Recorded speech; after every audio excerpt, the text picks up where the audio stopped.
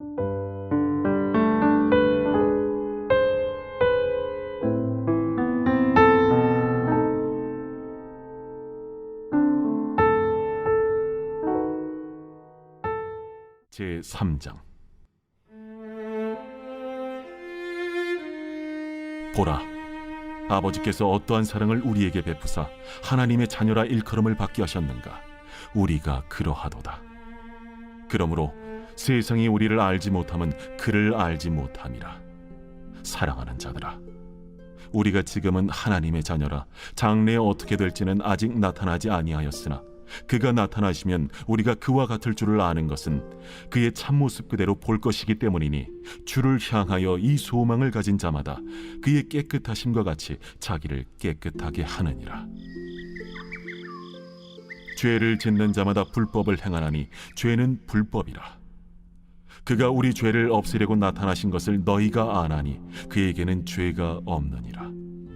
그 안에 거하는 자마다 범죄하지 아니하나니 범죄하는 자마다 그를 보지도 못하였고 그를 알지도 못하였느니라.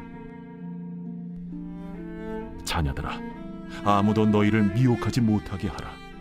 의를 행하는 자는 그의 의로우심과 같이 의롭고 죄를 짓는 자는 마귀에게 속하나니 마귀는 처음부터 범죄함이라. 하나님이 아들이 나타나신 것은 마귀의 일을 멸하려 하심이라. 하나님께로부터 난 자마다 죄를 짓지 아니하나니 이는 하나님의 씨가 그의 속에 거함이요 그도 범죄하지 못하는 것은 하나님께로부터 났음이라. 이러므로 하나님의 자녀들과 마귀의 자녀들이 드러나나니 무릇 의를 행하지 아니하는 자나 또는 그 형제를 사랑하지 아니하는 자는 하나님께 속하지 아니하니라.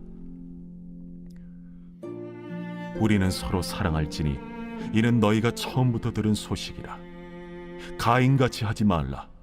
그는 악한 자에게 속하여 그 아우를 죽였으니 어떤 이유로 죽였느냐? 자기의 행위는 악하고 그의 아우의 행위는 의로움이라.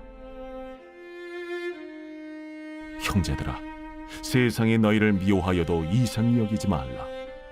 우리는 형제를 사랑함으로 사망에서 옮겨 생명으로 들어간 줄을 알거니와 사랑하지 아니하는 자는 사망에 머물러 있느니라.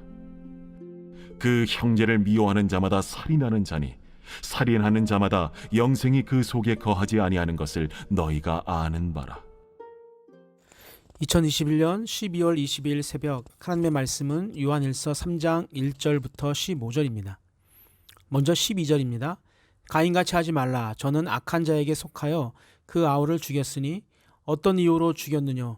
자기의 행위는 악하고 그 아우의 행위는 의로움이니라. 아멘. 창세기 4장을 보면 가인과 아벨이 하나님께 제사를 드렸지만 동생 아벨의 제물은 받으시고 자신의 제물은 받지 않는 것을 통해 가인은 분하여 안색이 변하게 되고 결국은 그 마음을 이기지 못하고 동생 아벨을 쳐 죽였다고 기록하고 있습니다. 인류 최초의 살인자 가인은 형제 사랑의 계명을 정면으로 위반한 대표적 인물이었습니다. 그래서 요한은 그 가인처럼 행하지 말라고 교훈하는 것입니다. 여기서 살인 자체의 문제를 말하는 것이 아니라 그런 결과를 행한 형제를 미워하는 인격을 문제에 삼고 있습니다. 가인이 동생을 죽인 1차적 이유는 그가 악한 사단에 속해 있었기 때문입니다.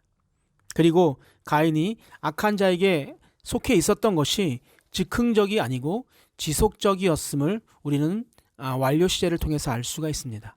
다시 말하면 우발적 사고가 아니라 계획적 범죄로 그 죄가 더 가중하다는 것입니다.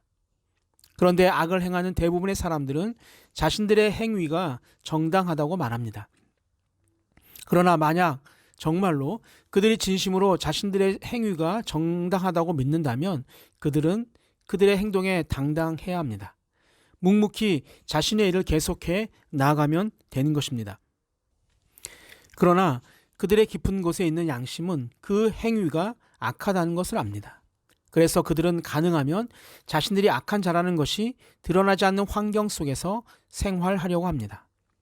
이는 아담과 하와가 하나님이 명령하신 선악을 알게 하는 열매를 따 먹은 후에 하나님을 피해 숨었던 것을 보면 알 수 있습니다. 그리고 이들은 빛과 공존할 수 없기에 비슷한 죄인들끼리 함께 모여서 살게 됩니다. 그래서 대개 의인들끼리 모이고 또 악인들은 악인들끼리 모여 살기를 좋아합니다. 그래야 상처를 덜 받게 되는 것입니다. 죄인들은 서로의 죄를 정당해 주면서 그것으로 위안을 삼으며 사는 것이죠. 그런데 그런 죄인들의 무리 속에 자신들과 다르게 행하는 자, 즉 의를 행하는 자가 있을 때 그들은 고통을 느끼게 되어 있습니다.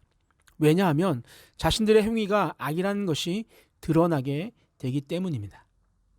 그렇기 때문에 그들은 자신의 악함을 드러내는 그 기준, 그 거울을 제거하려고 듭니다. 즉 의인을 죽여 없애려는 것입니다.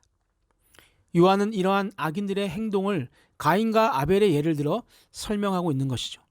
선인들이 악인들에게 아무런 해를 가하지 않아도 악인들은 선인을 핍박하지 않을 수 없습니다. 의인들의 존재 자체가 그들을 불편하게 만들기 때문입니다. 그리고 그 핍박 자체가 그들의 악을 드러내고 있지만 그들은 눈이 가려져 있기 때문에 그것을 절대로 깨닫지 못합니다. 그리고 핍박에 대해 온갖 다른 이유들을 찾게 되는 것이죠. 성도들은 이것을 이상하게 생각할 필요가 없습니다. 너무나 당연한 일입니다. 그렇기 때문에 사도 바울은 디모데후서 3장 12절에서 이렇게 말합니다. 무릇 그리스도 예수 안에서 경건하게 살고자 하는 자는 박해를 받으리라. 아멘. 지금 말하고 있는 사도 바울의 말이 무슨 말입니까? 예수 그리스도 안에서 경건하게 살고자 하는 사람은, 즉 하나님의 말씀대로 살고자 하는 사람은 박해를 받을 수밖에 없다는 것입니다. 사랑하는 성도 여러분, 우리 안에 어떠한 핍박이나 박해 없이 너무너무 행복한 삶만 살고 있다면 그것이 과연 진짜 행복한 것인지에 대한 질문을 해야 합니다. 내가 신앙생활을 하면서 옆에 있는 자들로부터 아무런 불편함을 느끼지 못하고 있다면 그것이 과연 내가 하나님의 말씀대로 살고 있는 참된 신앙인인지 질문을 해야만 합니다. 왜 그럴까요? 주위의 악인들이 우리의 존재로 인해 아무런 불편함도 느끼지 않고 있다는 반증이기도 하기 때문입니다. 13절을 보면 이렇게 나오죠. 형제들아, 세상이 너희를 미워하여도 이상히 여기지 말라. 아멘. 사랑하는 성도 여러분들, 행복이 아니고 불행이 아닐 수 있는 것을 잊지 말아야 합니다. 세상과 하나 되어 찾아오는 행복한 것이 참 행복이 아니고 세상을 멀리하여 핍박받고 있는 것이 불행이 아님을 잊지 않게 되기를 주님의 이름으로 축복합니다. 아멘. 사랑의 하나님 아버지, 행복을 찾아 살아가지만 진정한 행복이 무엇인지 잘 몰라 세상의 기준으로 찾으려고 할 때가 많이 있습니다. 그러나 우리는 그런 세상의 행복이 아니라 하나님으로부터 받는 행복을 찾는 자가 되게 하여 주옵소서. 그렇게 하나님이 주시는 행복을 찾다가 받는 핍박을 두려워하지 않게 하시고 그 길로 마지막까지 잘 걸어갈 수 있도록 인도하여 주옵소서. 우리와 늘 함께하기를 원하시는 예수님의 이름으로 기도하옵나이다. 아멘. 우리 함께 기도하겠습니다. 첫 번째, 의를 위해 받는 핍박을 두려워하지 않게 하여 주옵소서. 두 번째, 예수님이 우리를 위해 목숨을 버리신 것처럼 형제들을 위해 나를 희생하는 자가 되게 하여 주옵소서. 마지막, 수요 예배를 통해 하나님의 음성을 듣는 시간이 되게 하여 주옵소서. 우리 함께 기도하시겠습니다.